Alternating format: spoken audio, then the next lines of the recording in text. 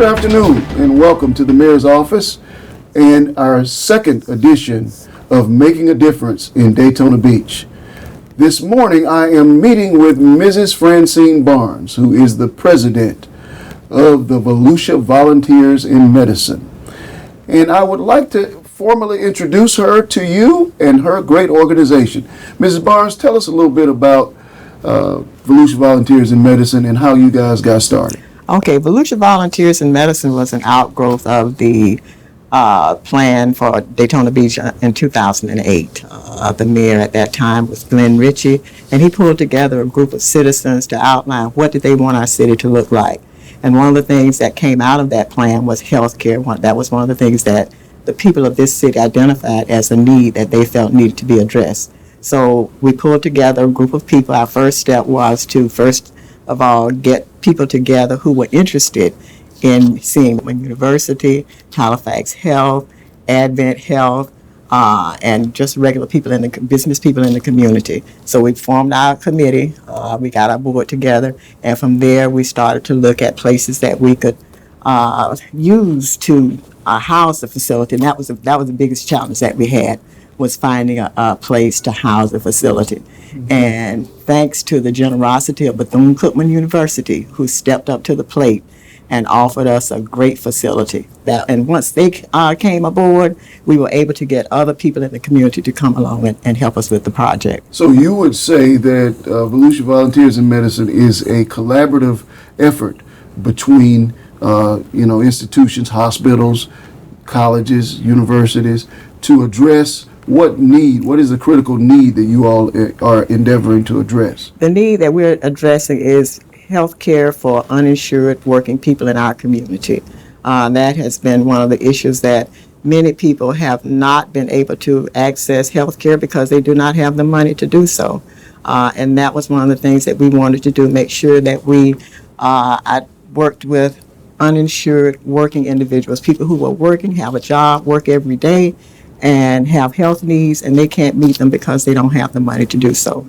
So that was our main goal, was to provide health care to the working uninsured population in Volusia County. And although this was an initiative by Daytona Beach, we extended it to everybody in Volusia County because we felt that illness doesn't know an address. Mm-hmm. And if a person is sick, then it doesn't matter where they live. If they need help, then we wanted to be able to provide that for them. So we have patients from all of the cities in Volusia County: Port Orange, Daytona Beach, Holly Hill, Ormond Beach, Deltona, New Smyrna, Edgewater.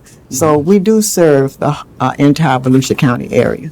So working individuals in Volusia County who meet a threshold of poverty, essentially, who do not have health care or cannot afford health care, are allowed to come to your facility, which is located where? It's located at the Odessa Chambliss Center for Health Wellness, and that's on the campus of Bethune-Cookman University, and it's attached to their nursing school. And does Bethune-Cookman University charge you to utilize their facility? Basically little or nothing. I mean, the support that we have gotten from Bethune-Cookman has been a major portion of why we are able to exist today. Mm-hmm. The amount of money that they charge is, it's too embarrassing to even say what it is. In addition to that, we don't have to pay for any maintenance or anything like that. They provide security for us. So it's their support is just phenomenal. So you would say that we as a community owe Bethune-Cookman University a debt of gratitude? Yes, we do. For attempting to help us to address a critical shortage, exactly, which is healthcare service for working class individuals. Exactly. Now, what are some of the issues that you all address as it relates to healthcare services provided? Many of the issues we address are health, diabetes, heart disease, high blood pressure, and actually recently we have had an increase in the number of cancer patients that have come through our clinic, and that's a very serious issue. We also deal with COPD. Those are some of the issues that we have. Well, how do you diagnose and what are the needs that you need to help you with making those diagnoses? One of our critical needs, as you mentioned, is diagnosis. That's the first thing that we have to deal with when somebody comes in, is to get the lab work and other diagnostic things that they need in order to, first of all, identify what they have and then offer a plan of treatment for them. And that's one of the critical, that's most of our money, a great portion of our money is spent on diagnostic services. And if you know, diagnostic services can be very expensive. Some of the tests that are needed to, for example, diagnose cancer, those tests are very expensive. And we do a lot of lab work, blood work, and those kinds of things to help us, first of all, diagnose the problem and then offer a plan of treatment to our patients. Okay. Well, it sounds as though the work that you're doing is invaluable to our community.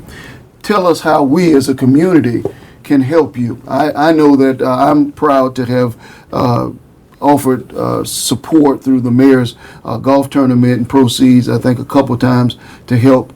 How can the others in the community get involved and help us to fund? Because this is volunteers. We got doctors, got nurses, have a full health facility of folks who are volunteering their service. How can we as a community help? We need money. That's one of the basic issues that we need.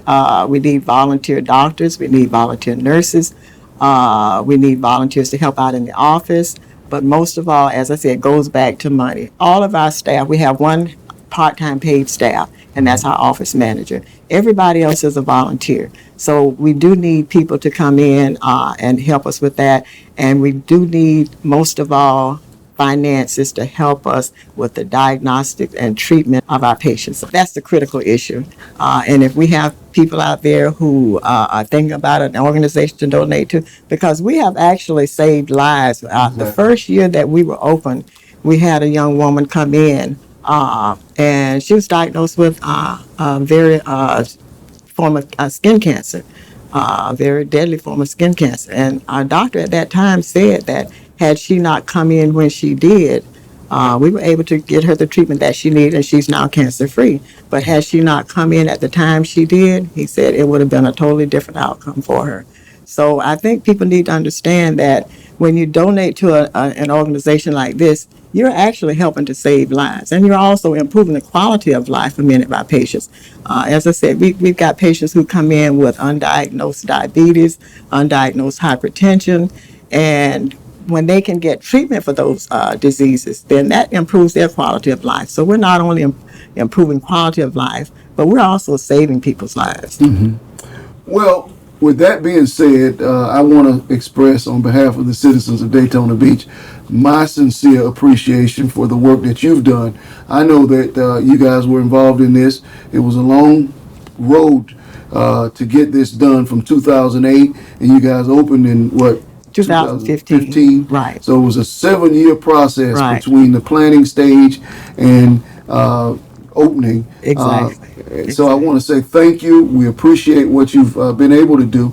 Is there anything else that you would like to share with us? Well, first of all, I'd like to thank you because you were there with us from day one. You were even on that committee that set up this program of identifying what the city needed. Mm-hmm. And from the time that we formed our committee to start working on this project, you've been there and you've offered your support, and that has been invaluable to us too. Mm-hmm. Because I think because of your involvement and because of your support, that caused other people to come along and say, okay, this is a project that I think that I would be able to support. So we definitely want to thank you for all your support.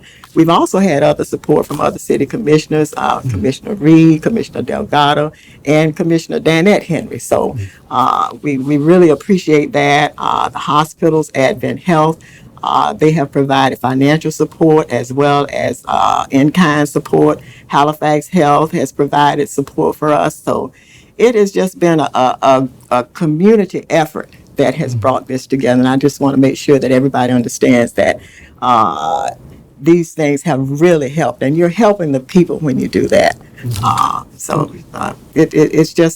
It's been the phenomenal support that we've received from the community, and especially I still want to say again for Bethune-Cookman University. Mm-hmm. I just can't say enough about Bethune-Cookman and the help that they've given to this project. Well, as you can see, Mrs. Barnes is excited about the work that they're doing, excited about the fact that our community is collaborating with Volusia Volunteers in Medicine to help ameliorate a scourge in our community, and that scourge is uninsured working class citizens in Daytona Beach being given and afforded an opportunity to have health care.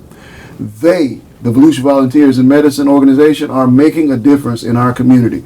We thank them, and we encourage you, each and every resident citizen in Daytona Beach and throughout Volusia County, to get involved in your community, because you too can make a difference in Daytona Beach.